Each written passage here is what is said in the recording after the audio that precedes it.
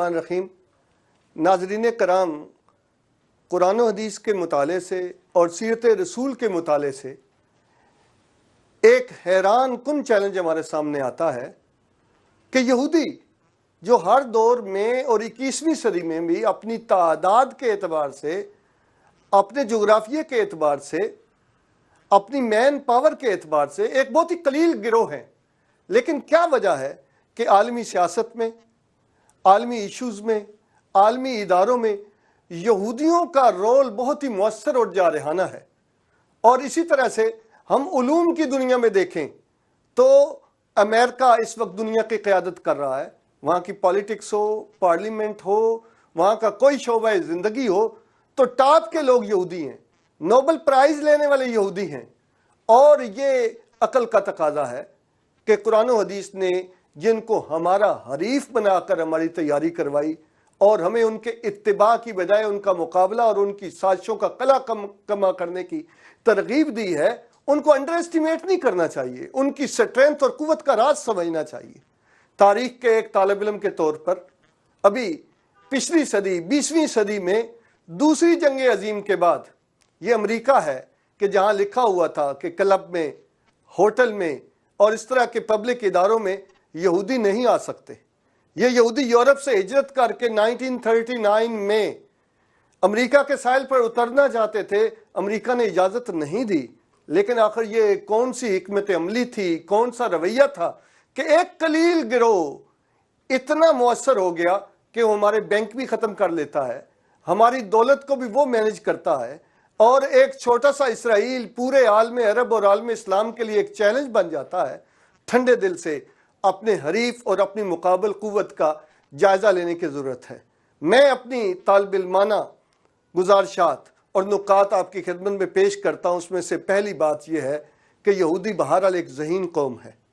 ذہین ہونے کے ساتھ ساتھ ان کا مسئلہ نمبر 1 مسلمان اور اسلام ہے، جن کو وہ کسی صورت برداشت کرنے کو تیار نہیں ہیں، اور وہ یہ جانتے ہیں کہ مسلمانوں کو اندر سے کمزور کرنے کے لیے ان کو اسلام سے، اسلام کے سورسز سے، قرآن و حدیث سے اور خاص طور پہ رسول اللہ علیہ وسلم سے دور کر دینا چاہیے۔ لہٰذا اس غرض کے لیے وہ مادی ترغیبات دیتے ہیں۔ بینکنگ سسٹم میں ان کا رول ہے، علمی دنیا اور ریسرچ میں ان کا کردار ہے۔ ذہین ہونے کے ساتھ ساتھ دوسری بات میں یہ کہتا ہوں جو ہمیں پیش نظر رکھنی چاہیے کہ وہ ایک غیر جذباتی قوم ہے۔ وہ ایک ایک فرد کے لیے پلان بناتے ہیں کہ اس کا کیریئر کیا ہونا چاہیے، اپنے ایک ایک فرد کو وہ نصب العین دیتے ہیں۔ اس کے برعکس اللہ تعالیٰ نے ہمیں بہترین ذہین افرادی قوت تو دی ہے، لیکن آدھی زندگی ضائع ہونے کے بعد ہمارے نوجوان کو پتہ چلتا ہے کہ جو وہ بننا چاہتا تھا وہ اب بن نہیں سکتا، پھر وہ سوچتا ہے کہ کیا بننا چاہیے۔ اس لیے یہ بہت ضروری ہے، جیسا کہ اقبال نے کہا کہ ہر فرد ہے ملت کے مقدر کا ستارہ۔ کم از کم نظریاتی لوگوں کو اپنے بچوں اور اپنے نوجوانوں کے لیے منصوبہ بنانا چاہیے کہ یہ کس ٹریک پر چلیں گے۔ پھر اسی طرح خواتین و حضرات، یہ بہت ہی اہم پہلو ہے کہ دنیا بھر کے اندر وہی قومیں عروج کی راہ پر چلتی ہیں جو علم کی دنیا کے اندر اپنا نام پیدا کرتی ہیں۔ اور یہ دیکھ کر بڑی پریشانی ہوتی ہے کہ علوم کی دنیا کے اندر بڑے بڑے سائنسدان، بڑے بڑے تھنکرز، بڑے بڑے اسکالرز، ان کا یہودیوں سے تعلق ہے۔ ماہرین معاشیات کا ان سے تعلق ہے۔ فرائیڈ کا نام لیں، آپ لینن کا نام لیں، آپ سٹالن کا نام لیں، تو آپ دیکھیں گے کہ یہ بڑے بڑے نام یہودی قوم سے تعلق رکھتے ہیں۔ لیکن کیا ہمیشہ ایسا تھا؟ ہمیشہ ایسا نہیں تھا۔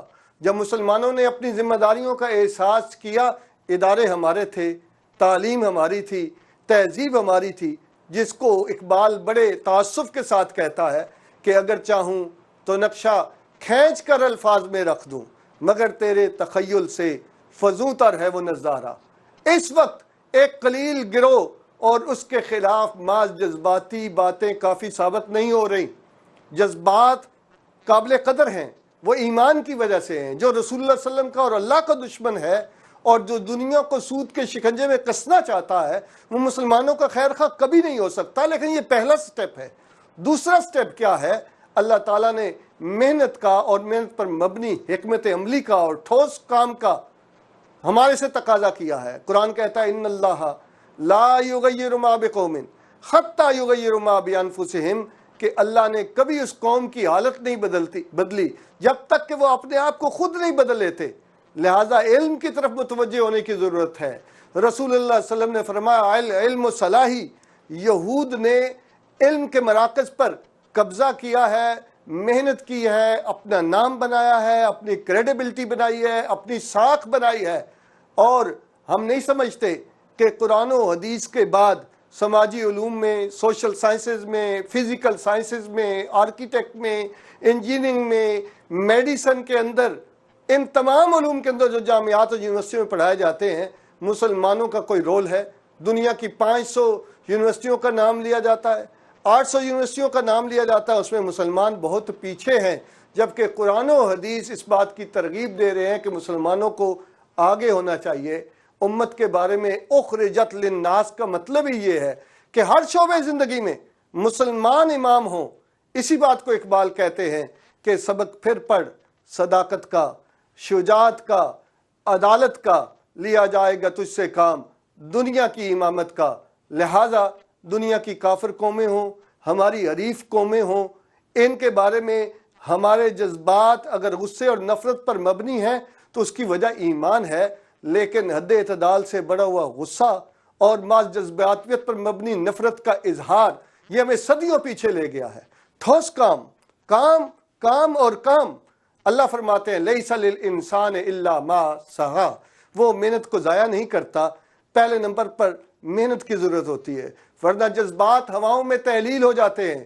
محض جھنڈا جلانا، نعرے لگانا، ایک نفرت کرنے والے مسلمانوں کی اجتماعیت کو تیار کرنا اور ہاتھ پہ ہاتھ دھر کے بیٹھے رہنا، محنت نہ کرنا، یہ وہ تضاد ہے جسے سنبھلنا چاہیے.